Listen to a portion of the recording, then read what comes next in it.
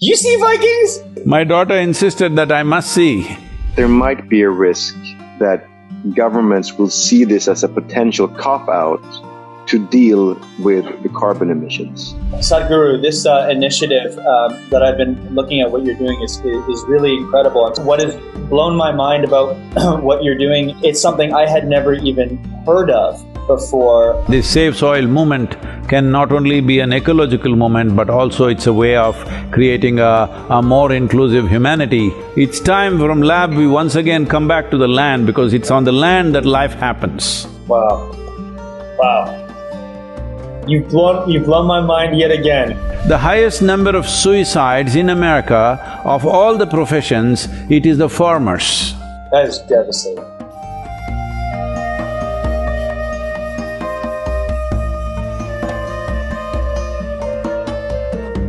Namaskaram. Floki and Yon, look at them. Both of them together. It's good to see you again. Wonderful talking to both of you, please. Likewise, an honor, a privilege, a delight. Both of you are stationed where, like, in which part of America are you? Right now, I'm in Los Angeles. Oh, okay. Yeah, but normally I'm in Sweden, in Stockholm, Sweden. Most of the time, that's where I'm based. Okay. Yeah, I'm in Atlanta, Georgia. I moved here because we're doing a new show at the moment, so I'll be here. So I'm not far away from Tennessee. So I know. Next time you're there, Not I would at all. love to I'm visit. there in July, let's catch up, huh? Oh, absolutely. Actually, that's a perfect time because I'm done in July, so that'd be great. I'd love that. You golf, you guys, anybody golfs? I'm terrible at golfing, but I like That'll be riding around in the golf cart.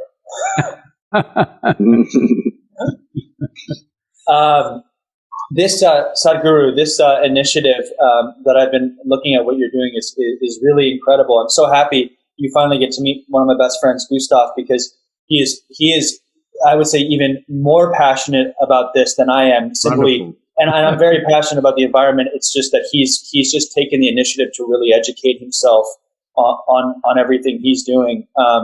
And we're both so fascinated about what you're doing, and we'd love to learn more about everything.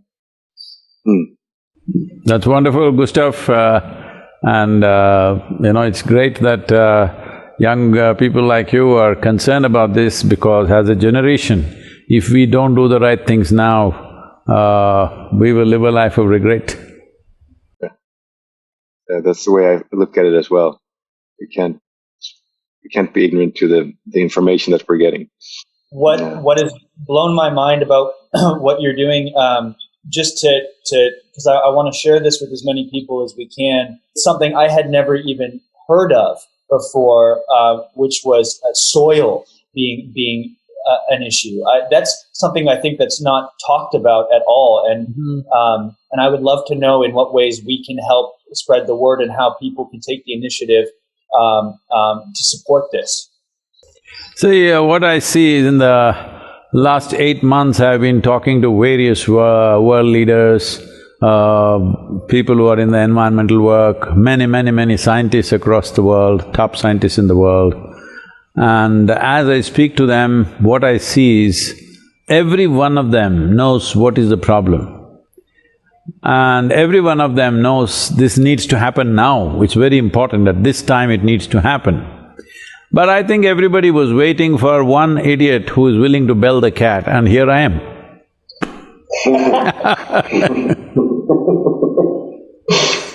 Yeah, we appreciate that, Sadhguru. You appreciate me being an idiot, come on. Yes. You're the most Somebody needs to go first.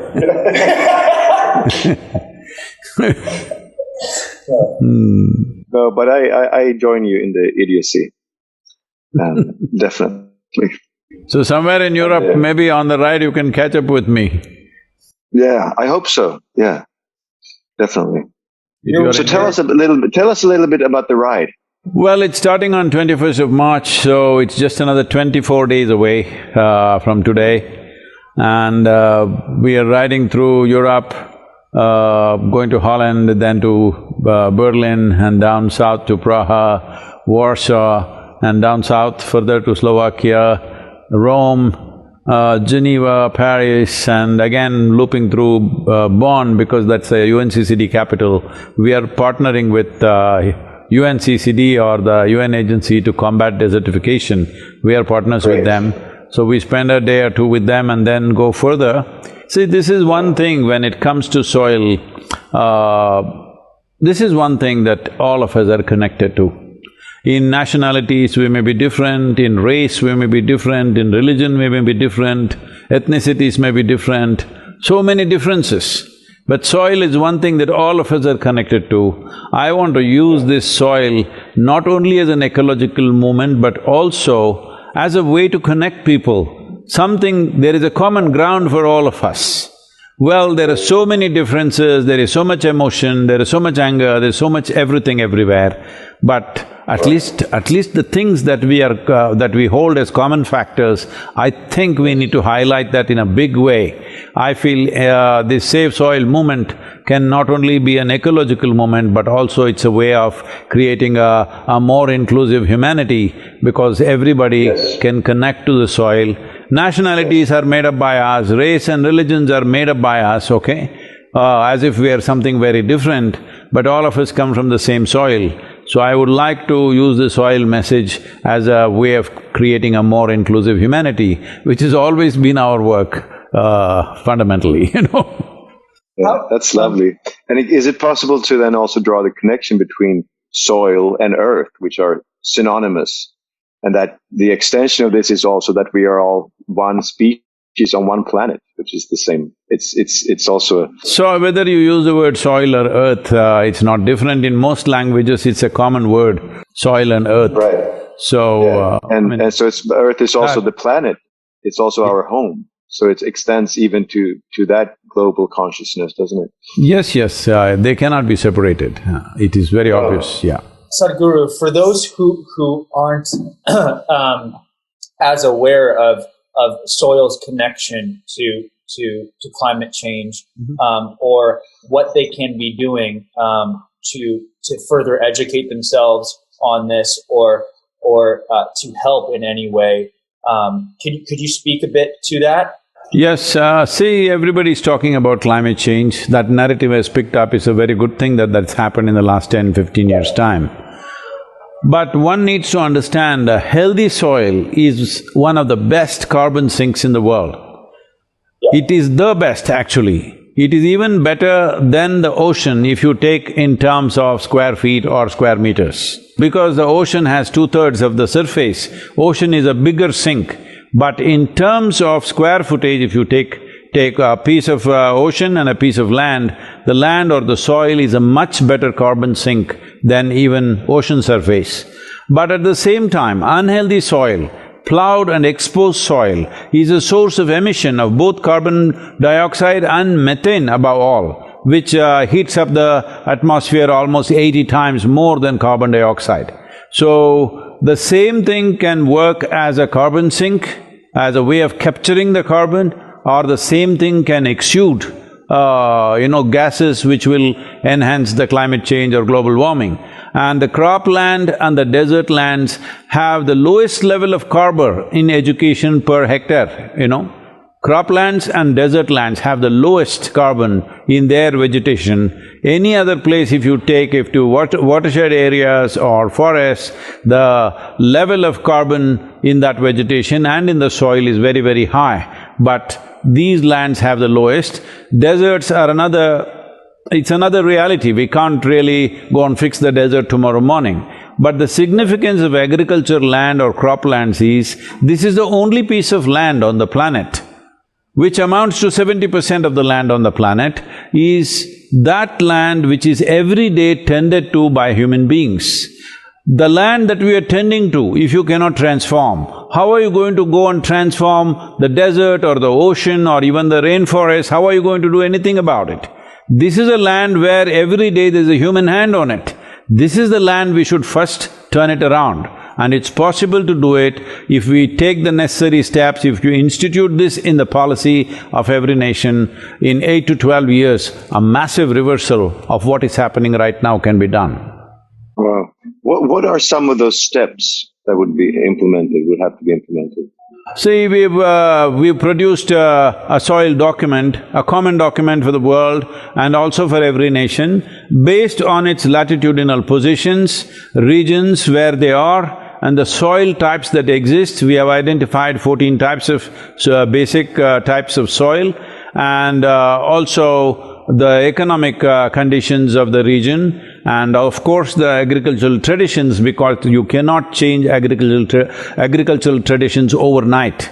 You will have to work with that. So considering all this, we have made a policy document for every nation, or in some cases for every region. Right now, all the Caribbean nations are signing up with us we are signing MOUs with them with the soil policy document, how to implement. We will do similar things with most nations. Maybe the large nations may not want to sign because they have their own systems to do it, but it's okay as long as they do it.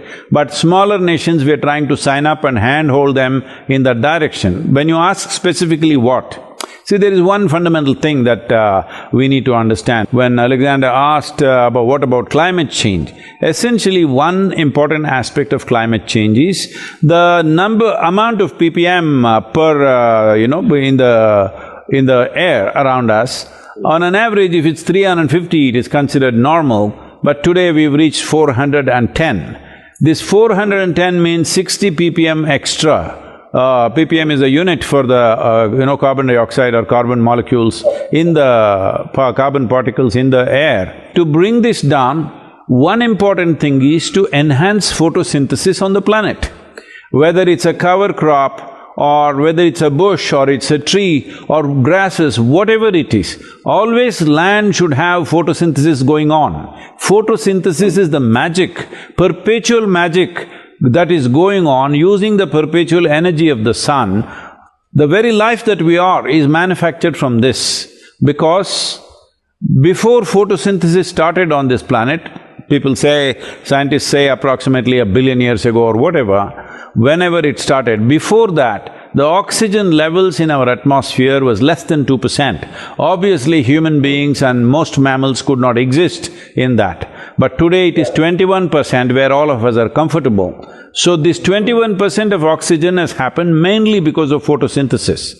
So right now if you look at human habitations, the lands that human beings have occupied, if you fly across the world, you will see the level of photosynthesis happening in every land that human beings have put their hands into is minimal or nothing, Large parts of the time, in the large, for months on end in a year, there is nothing happening, it's just plowed and left open, killing all the microbial activity. The first 15 inches, 12 to 15 inches of soil is responsible for 87% of the life on the planet, including you and me. Today we are using machines where they're plowing almost like 12 to 14 inches deep and leaving it open to the sun. This is like we peel off our skin and stand in the sun, you will be screaming. That's exactly what the land is doing. Land is screaming, but nobody's hearing. So, the most important thing is always there must be a crop. If you have no yield crops coming, there must be a cover crop all the time.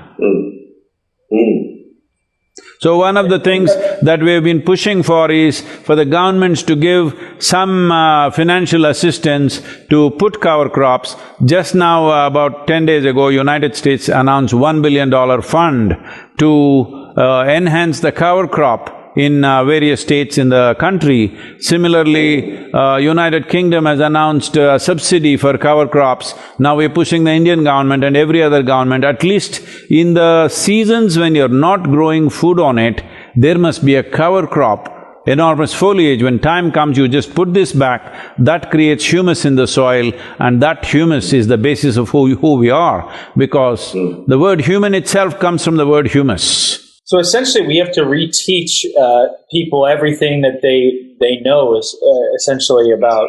No, we just have to remind them, because 40, 50 years ago we knew what to do. Suddenly we forgot, because from land we moved to lab.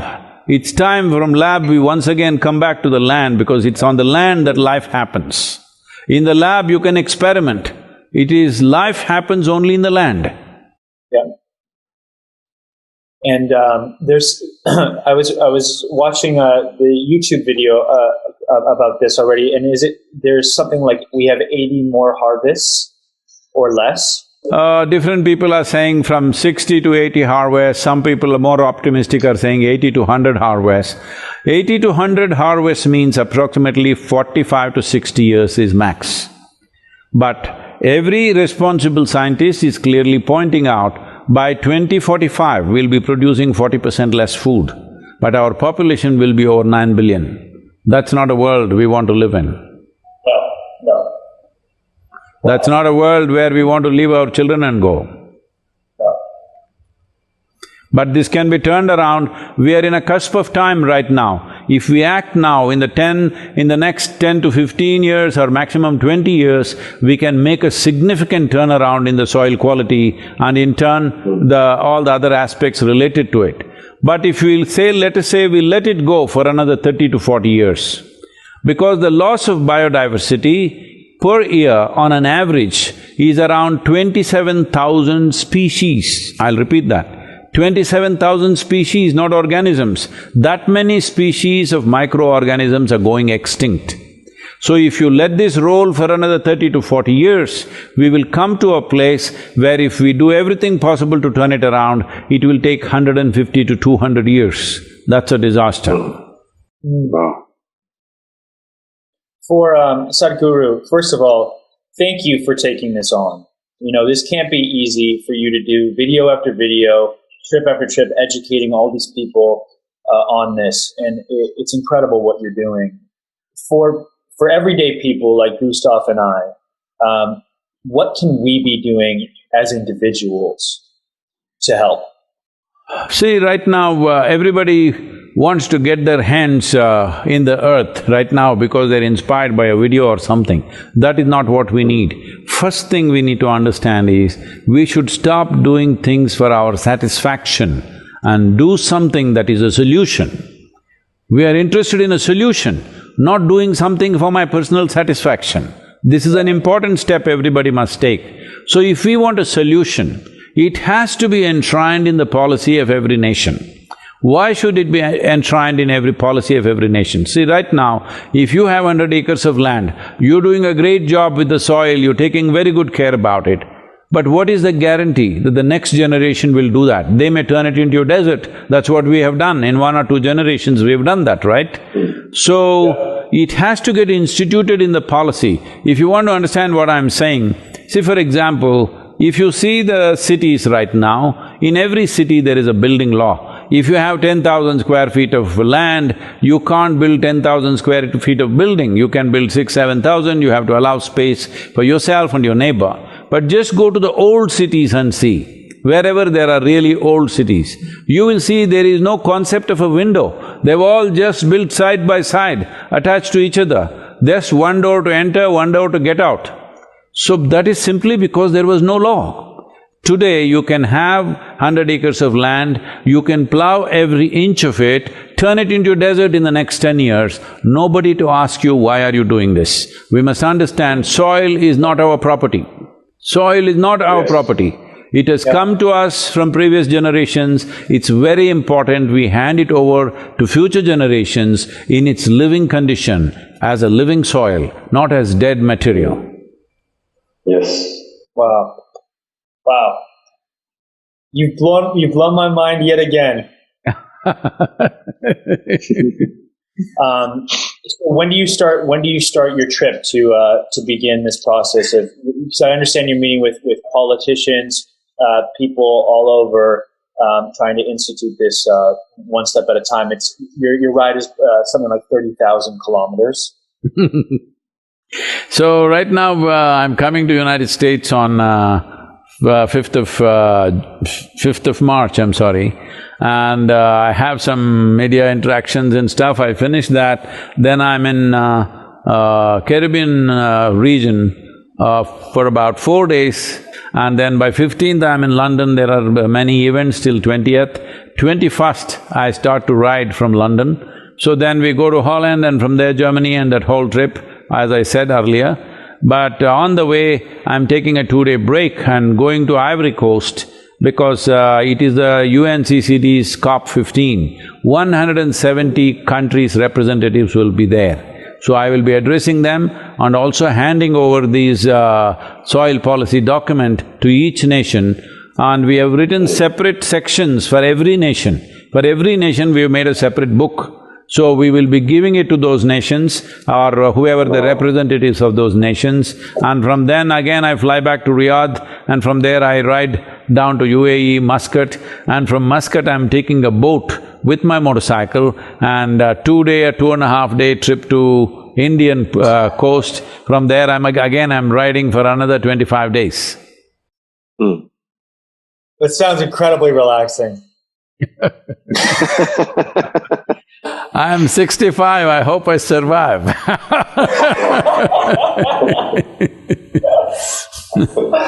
I thought before I'm too old and no good for anything, I must do this, because as a generation, if we don't do this, this is not going to be good.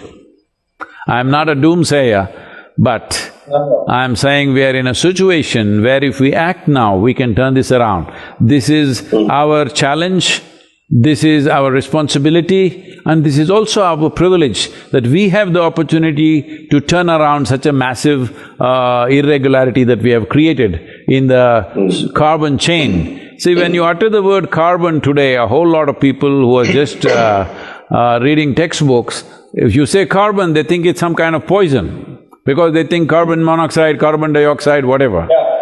But we are all carbon life, we are all carbon life. Every life that you see, whether it's a worm, insect, bird, animal, tree, you and me, we are all carbon life. Carbon is life. So this is a carbon chain that is going on. If you break one link of the chain will fall apart. Right now, the soil is one link that we are breaking very badly.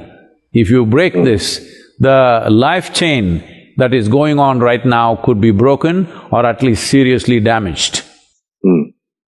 So what about our dependence on fossil fuels? Because that is also a way of breaking the chain, isn't it? That we're taking carbon that has been stored in concentrated form in the ground for millennia, and we take that and we combust that and bring it out into the atmosphere, and that enhances tremendously and disrupts this whole cycle, doesn't it? It definitely does. Not that it is not there, it is very much there. But right now, the way we have structured the world, we can't stop that tomorrow morning, all right? It will take time. People can talk as much as they want. It may take another 30 to 50 years before we make a significant turnaround in that area. But the nature of the soil is such that if we are willing, if all of us are determined, if the governments make the policies, in the next anywhere between 6 to 12 years, we can make a significant turnaround, and soil accounts for 40% of the climate change. It's really fascinating to me, I think, when I start thinking about, initiatives like this. And, one thing I've always loved about you, Sadhguru, is you're very optimistic but solution-based. And I think that, because you're not a doomsayer, but I also think that it's important for people to realize the importance of educating themselves and the responsibility they have to do that. Because just because we say that we can turn it around in 16 years doesn't mean that it will be if we do nothing about it. And I think that's something that I'm learning along the way, just from speaking to you and actually speaking to Gustaf as well, and doing my own research, is just like how important it is for my generation and the younger generations to take it upon themselves as a moral obligation to our planet to educate themselves as best they can on these scenarios. It's very important, but right now, the most important thing is, see, whether it is going to happen in the next 8–10 years or not is still a question mark. I'm not denying that. But if it gets instituted in the policy now, see, as a part of this, what we have done is, we have written to all the heads of state, the letters are in the process of being delivered, and we have written to 730 political parties on the planet. Because we are telling them, in your election manifestos, you must make soil and ecology an important part of your election manifesto, depending on your nation, your economic condition, whatever, but you must do this. Why this is so easy? See, once it gets instituted in the policy of a nation, if they have money, they may start tomorrow. If they don't have money, they must do it slowly. If they're lazy, they will do it after 5 years. But it is bound to happen once it's in the policy. If it's not in the policy, it will be ad hoc, something here and there will be done, but the real thing will not happen. Now I'm talking about, like there are building laws in a urban area, we need agricultural laws where if you own agricultural land, minimum 3 to 6% organic content must be there. Initially give them incentives, nudge them to do it. As things get worse, we have to make it mandatory. It's going to happen anyway, all right?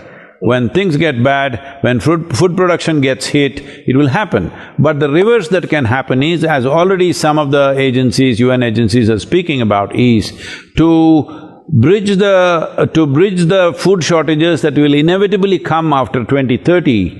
They're talking about making GMO crops the only way to do cropping in most of the countries, because they want to bridge that food crisis.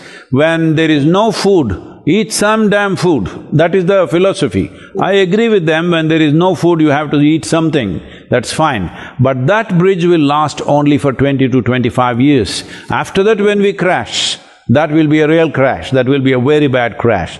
So the more sensible thing will be to enrich the soil. We are not advocating any particular kind of farming. It is for the farmer to decide what kind of farming he wants to do. But we are just asking, keep the soil alive for yourself and future generations. For this you need 3 to 6% organic content. Only then the soil will stay alive, otherwise soil will become sand. Can I ask you, Sadhguru, do you think most farmers, just out of curiosity, do you think, or at least from the people you've spoken to, do you think they know that, or do you think, and are ignoring it, or do you think that they're not even aware that soil needs 3 to 6% organic content in it?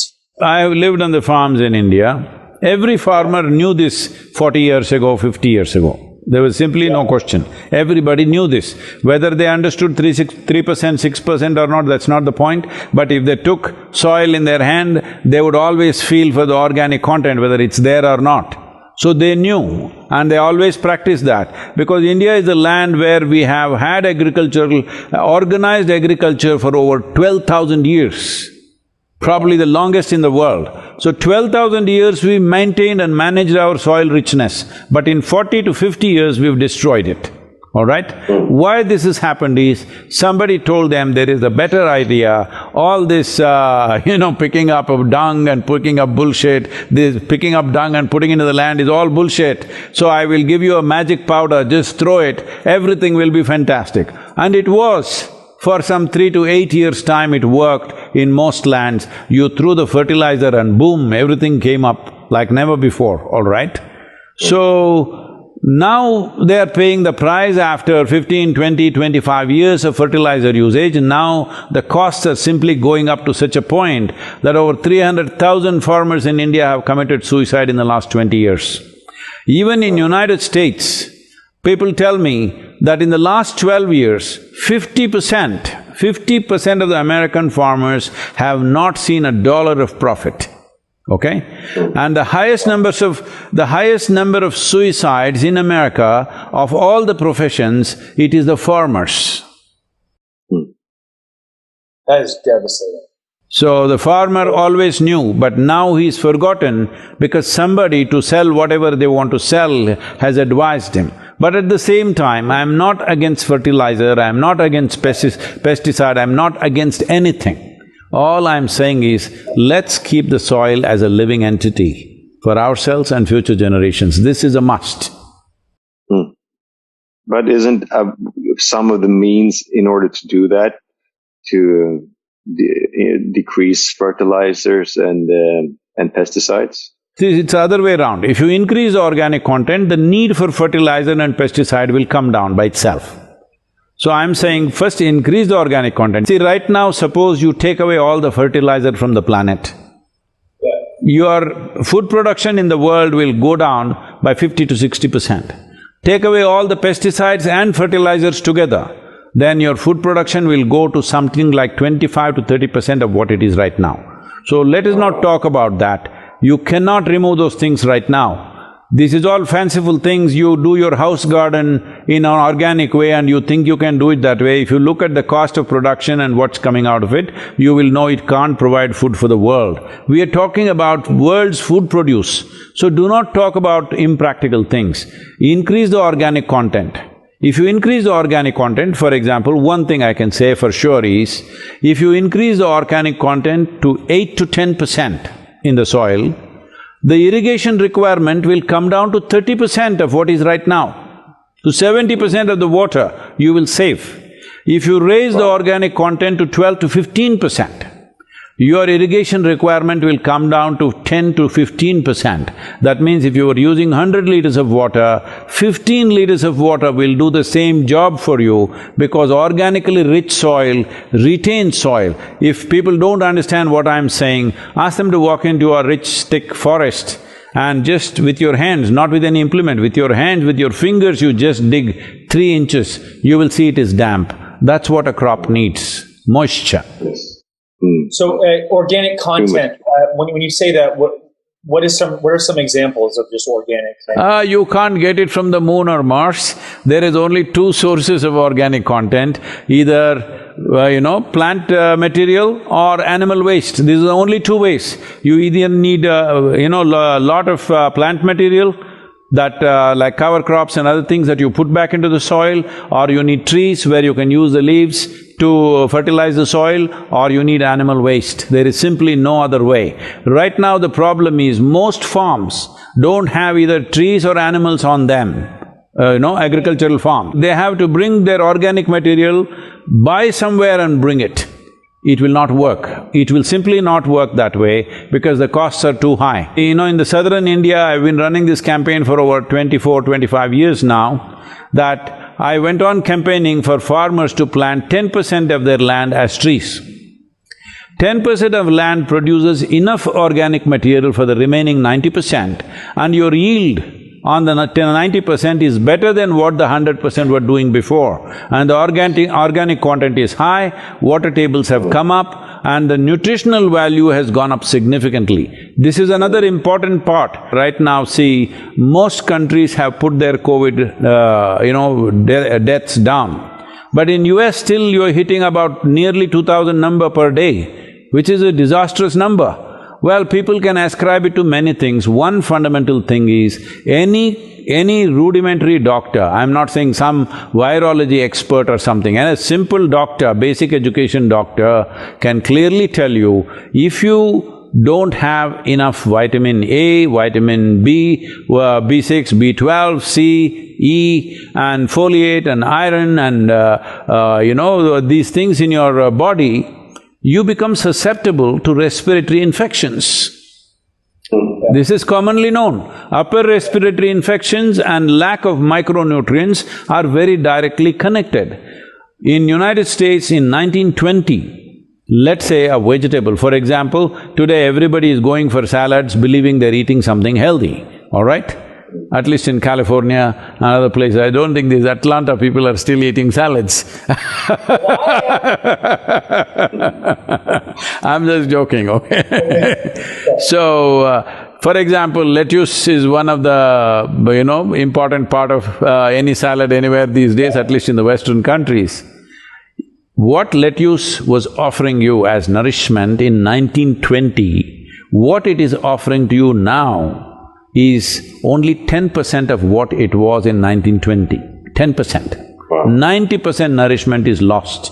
If you ate 1 orange in 1920, in 2022 you have to eat 8 oranges to get the same stuff. That's insane to me. Yesterday I was at our school, all the little tiny tots were there, and I said, "Can you eat 8 oranges per day?" They said, "We can." I said, "Okay."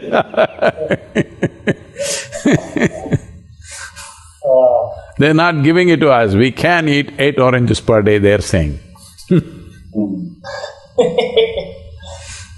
That's wild. I've been reading a few books about the nutrition content in food nowadays compared to how it was, and it is just truly staggering. But Sadhguru, I know you are so busy, and I can't thank you enough for your time, and it's always such a pleasure to see you. Thank you, and yourself and all the others of your tribe. I'm not talking about the Vikings, I'm talking about all the actors. The humans. You know, people… Well, the boss of my tribe, my wife, is in the room over, so she says hello as well. So make sure from March 21st for 100 days, the whole world should talk about soil. This is what is important. It's not about supporting me, they don't have to support me. They must talk about soil. If they do this on the social media platforms, we'll aggregate these numbers. If we move 3.5 billion people, which amounts to 60% of the world's electorate on the planet, then we can move the governments, we can give confidence to the governments that they can invest in this direction.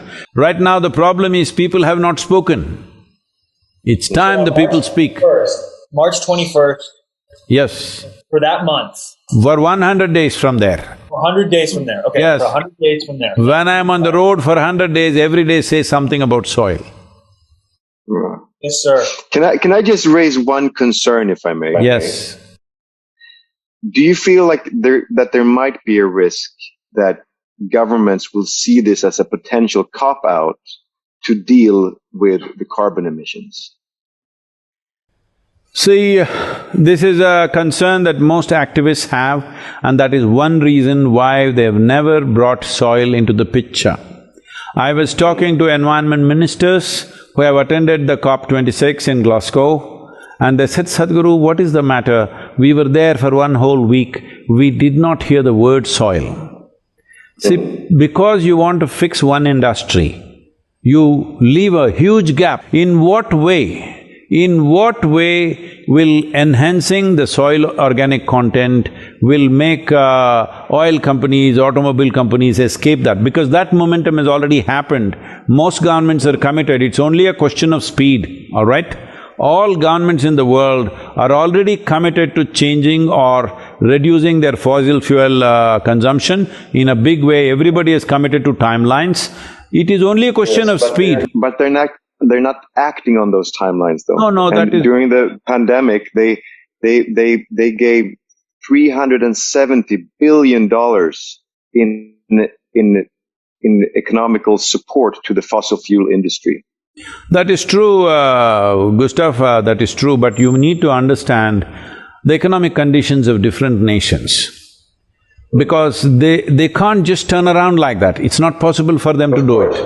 So, there are many challenges, but everybody largely is committed to the direction of going free of fossil fuels in a certain amount of time. Speed is a question. What you're talking about is speed. So that speed, we must keep the pressure on them for speed, that we need not relax. Just because we enhance the organic content in the soil, we need not relax that. And the beautiful thing about soil is, enhancing the carbon, organic carbon in the soil is, one thing is it's not against anybody, nobody will resist this. It's for everybody, and its costs are very, very low. It is just a commitment that is needed. Yeah. But shifting from fossil fuel to something else, one thing is it's a question of technology, people are not sharing technology, they're advising everybody but they're not sharing technology, they're advising everybody, they're not willing to compensate nations which are not able to do it in their period of time, they're not able to look at the per capita consumption of a given nation. We're talking standards which are not all right, okay? So naturally some nations will resist, but every nation right now is committed to move in the direction. We must continuously inspire them, encourage them, support them, buttress them to see that they're able to fulfill that in a reasonable amount of time, not stretching it endlessly. But see now, a war breaks out, all right? We could have easily avoided this, I don't want to get into the politics of it, but I'm saying a war breaks out just after the pandemic, when nations are just beginning to recover, just beginning to have a reasonable, normal life, a war breaks out. Well, if all the wise men who are ruling the world got together, we could avoid this, right? very easily. We're talking about fossil fuels. What do you fight a war with?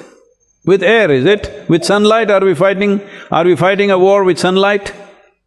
No, gas, oil, No. fossil Yes, fuels. endless amount of that stuff, and worse kind of poisons we are throwing all over the place.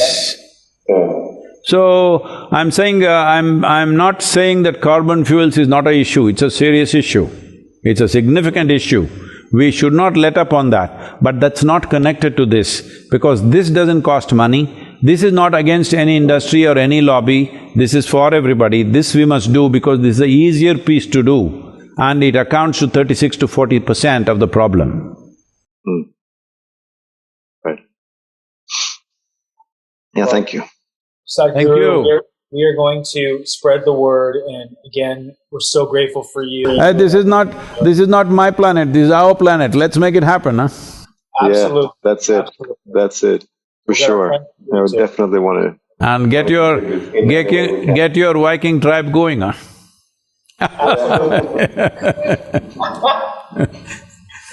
What other new work you're doing I have not seen, both of you. You see Vikings? I saw, because my daughter insisted that I must see. That's amazing, amazing. I don't know I've met Jon and Floki, I just have to meet Lothberg guy. Oh, Ragnar. Ragnar. Yeah, exactly. We'll bring them on next time. Thank you very much. So good to see Yeah, you. hope to meet you again, Sadhguru. Namaskaram. Namaskar. Namaskaram. See you later. Be safe.